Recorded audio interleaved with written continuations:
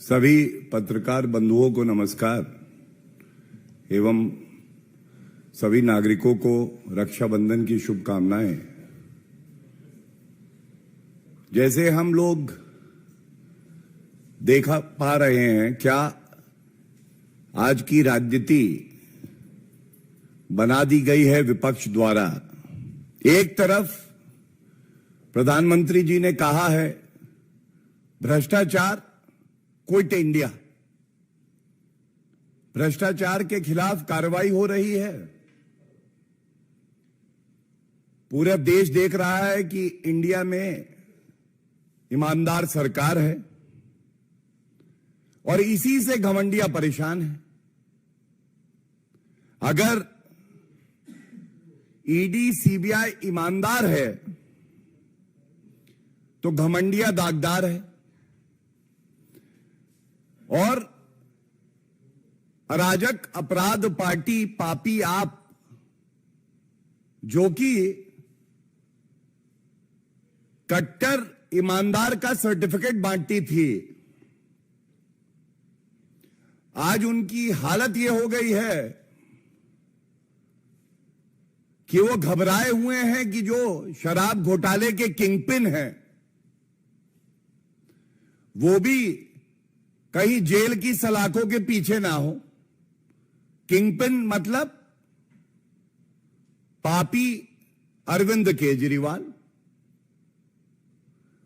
एक प्रेस वार्ता कल करी गई, ये पापी आपके नेता संजय सिंह जी ने करी थी। संजय सिंह जी ने जो बातें कही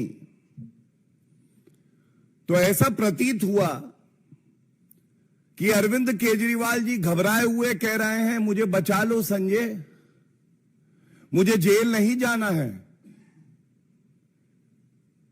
मनीष सिसोदिया जिनको कट्टर ईमानदार बताते थे वो कट्टर बेईमान निकले। 6 महीने हो गए, 6 महीने कट्टर बेईमान पापी मनीष सिसोदिया जो उप मुख्यमंत्री थे उनकी बेल नहीं हो पाई है। एक प्रकरण सामने आया जिसमें कुछ लोग और एक ईडी के अधिकारी भी थे,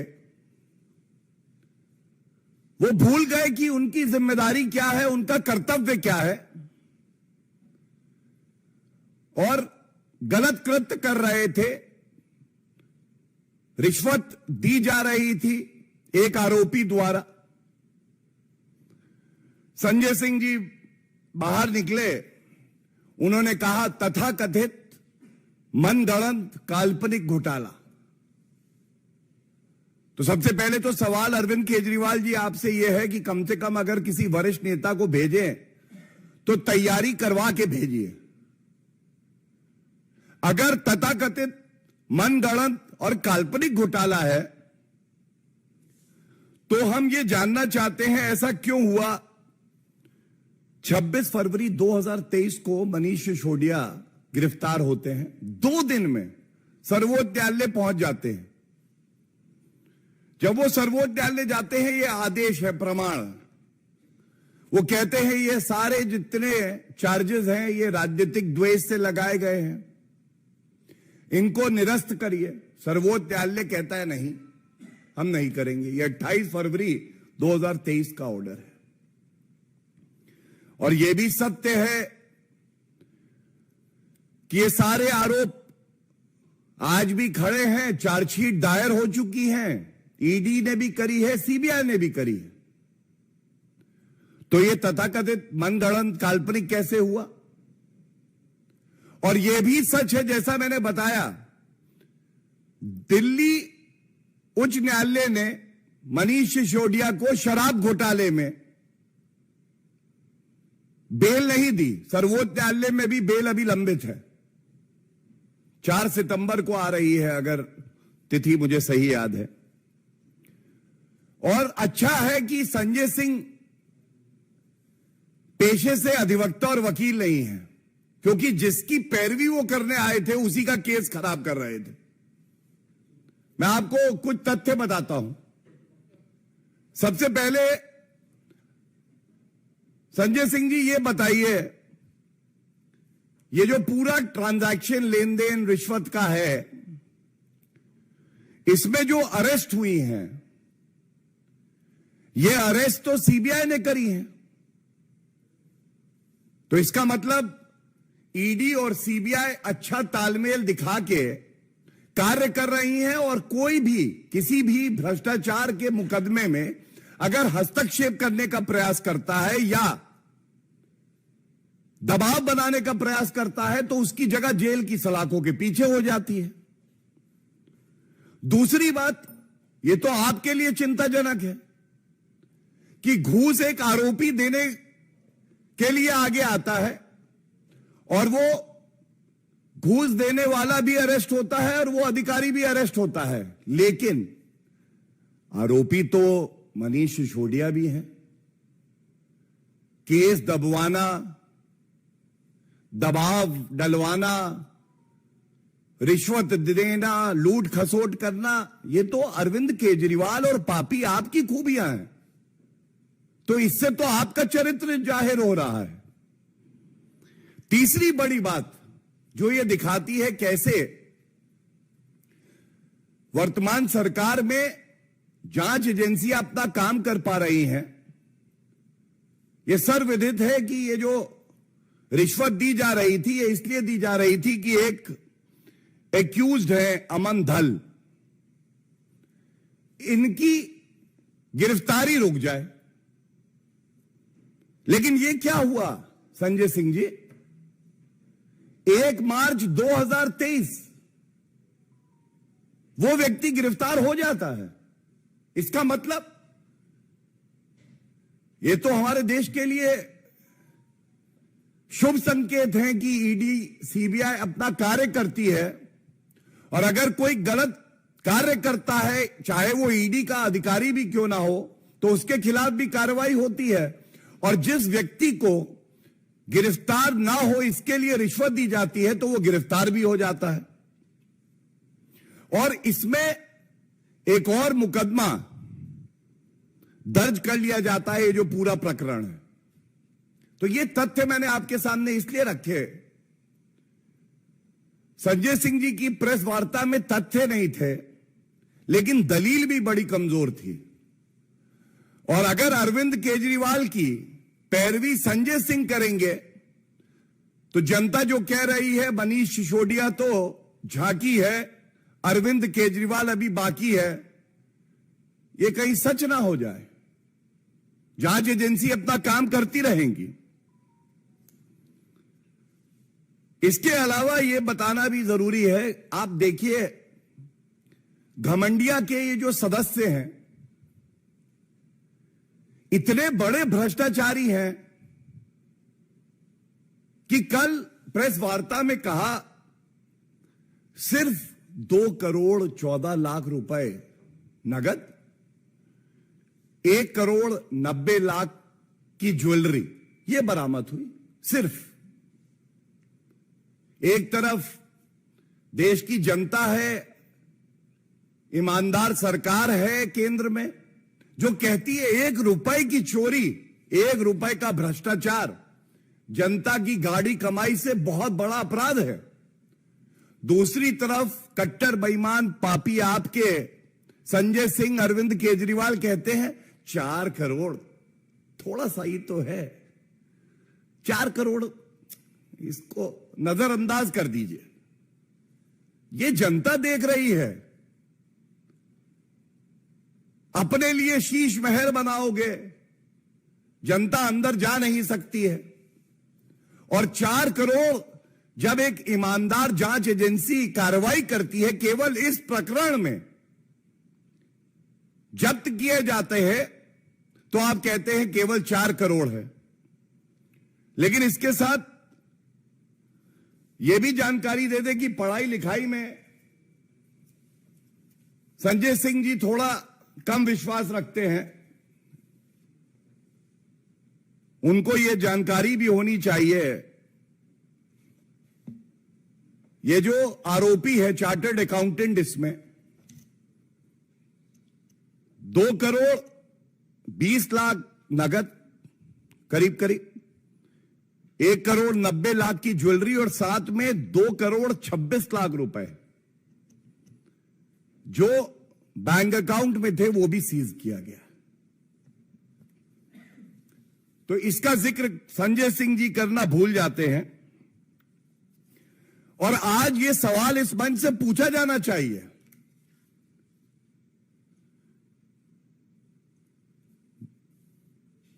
सारे भ्रष्टाचारी पकड़े जा रहे हैं बारी बारी और ये जो मिल जाते हैं तो इनकी याददाश्त चली जाती है, गजनी बन जाते हैं, भूल जाते हैं कि ये एक दूसरे के लिए क्या कहा करते थे। लेकिन आज विषय क्योंकि शराब घोटाला जो किया है कट्टर बेईमान पापी आपके अरविंद केजरीवाल किंगपिन ने, वो है, तो मैं इसी दायरे में अपनी बात रखते हुए यह बताऊंगा,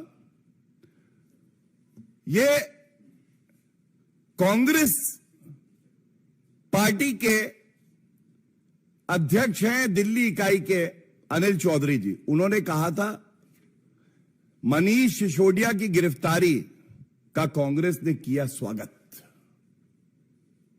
अच्छा, तब भ्रष्टाचारी थे, तब ईडी ठीक काम कर रही थी, सीबीआई ठीक काम कर रही थी।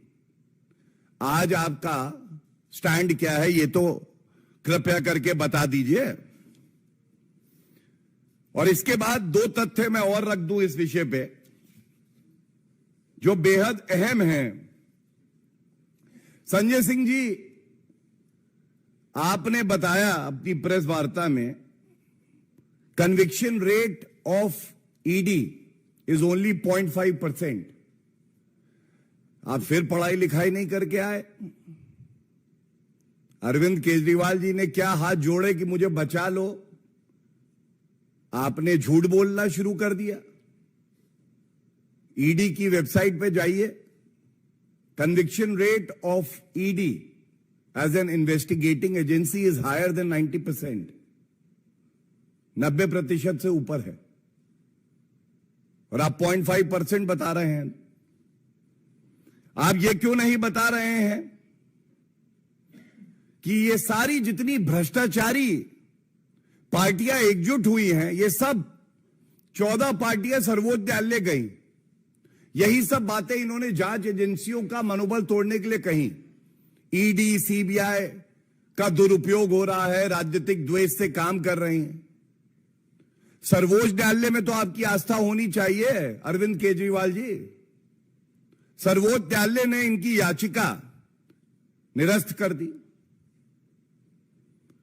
तो यह स्पष्ट दिखाता है कि जब सतेंद्र जैन 15-16 महीने से पॉक्सो एक्यूज से जेल में मसाज करा रहे हैं और बेल नहीं हो रही, और कट्टर बेईमान पूर्व उप मुख्यमंत्री किसी समय में अरविंद केजरीवाल का दाहिना हाथ मनीष सिसोदिया, उसकी बेल नहीं हो रही 6 महीने से, और आप जांच एजेंसियों पे आरोप लगा रहे हैं। मैं तो आपको चुनौती देता हूं अरविंद केजरीवाल जी, तुरंत सर्वोच्च न्यायालय और उच्च न्यायालय जाइए।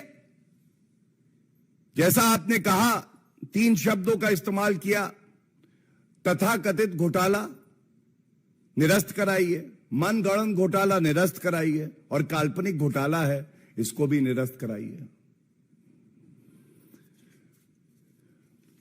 अरविंद केजरीवाल जी बहुत घबराए हुए हैं, चिंतित हैं, व्यथित हैं। उनको यह लगता था वो भ्रष्टाचार करेंगे,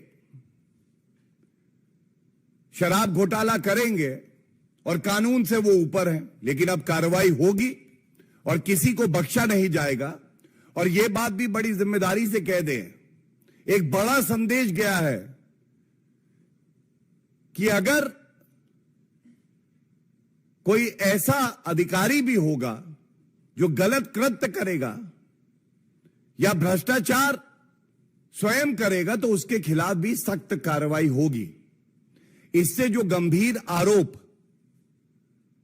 मनीष सिसोदिया पे और तमाम और आरोपियों पे लगे हैं, उनकी गंभीरता कम नहीं हो जाती है वो ट्रायल कोर्ट में चल रहा है। बहुत बहुत धन्यवाद। अगर इस विषय पे कोई आपके प्रश्न हो तो मैं जरूर उत्तर देना चाहूंगा।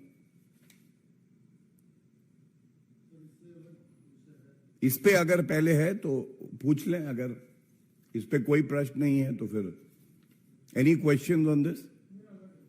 हाँ, राहुल गांधी ने कहा है कि चाइना ने जमीन हाथ ली है लद्दाख में, सब लोग जानते हैं, और मैप को लेकर गंभीरता दिखाते हुए पीएम को इस पर बयान देना।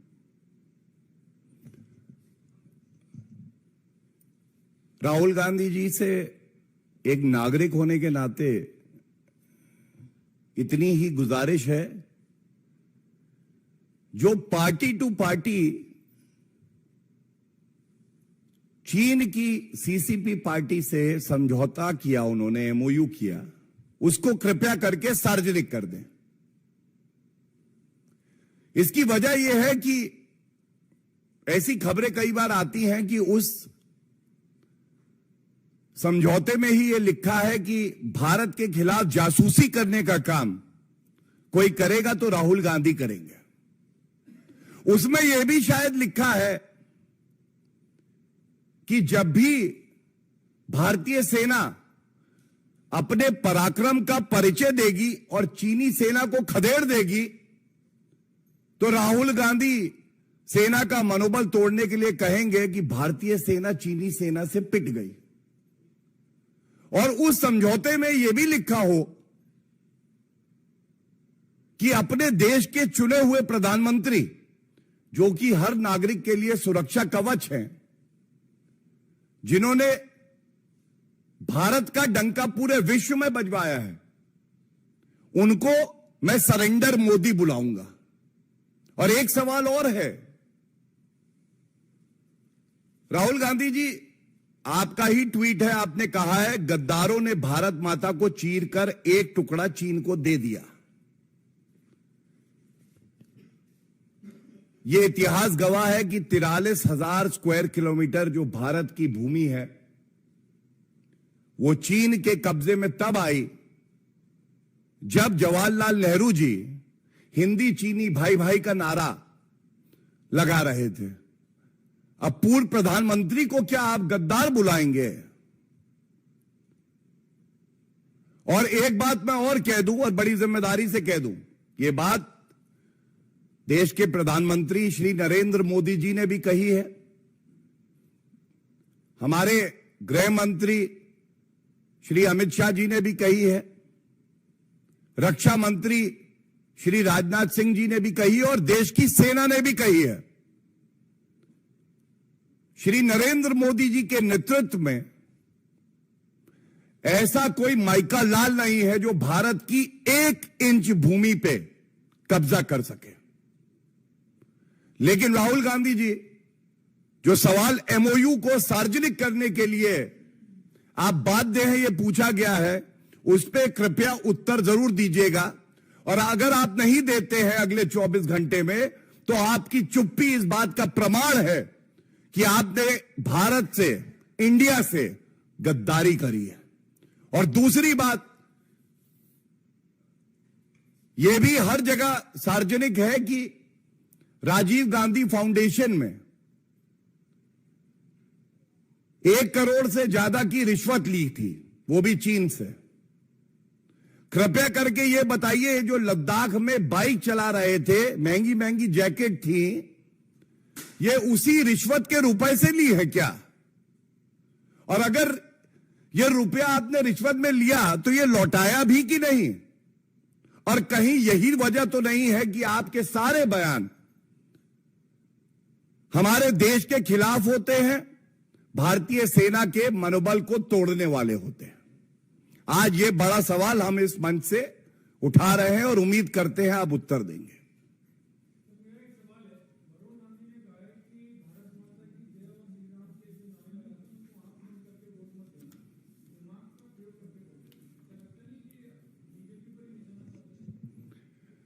मैं इतना ही कहूंगा कि जो भारत के वोटर हैं वो बहुत समझदार हैं, उनका दिमाग भी खुला है, आंखें भी खुली हैं, कान भी खुले हैं, और सही वक्त आने पे वो जवाब देना भी जानते हैं।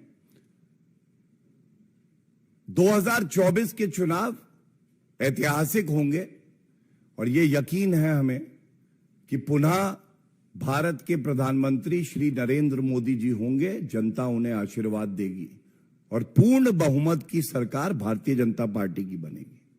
आम आदमी पार्टी की ओर से कहा गया है कि अरविंद केजरीवाल जो है वो पीएम के बेहतर उम्मीदवार होंगे, कैसे देखिए? देखिए, घमंडिया में परेशानी ये है, मिल बैठे हैं जुगनू सारे, ऐलान ये है आओ सूरज को हटाया जाए। और घमंडिया में एक और दिक्कत है, हर व्यक्ति मुंगेरी लाल के हसीन सपने देख के प्रधानमंत्री पद का उम्मीदवार तो है, लेकिन प्रधानमंत्री पद के अनुरूप उसकी योग्यता नहीं है। वहां अलग अलग कॉम्बिनेशन है। अगर आप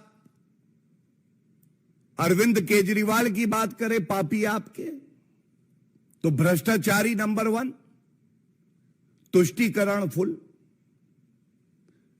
इसी तरह से लोग कह रहे थे कांग्रेस पार्टी के राहुल गांधी वो चेहरा है। राहुल गांधी तो वो प्रोडक्ट है जो लॉन्च ही नहीं हुआ।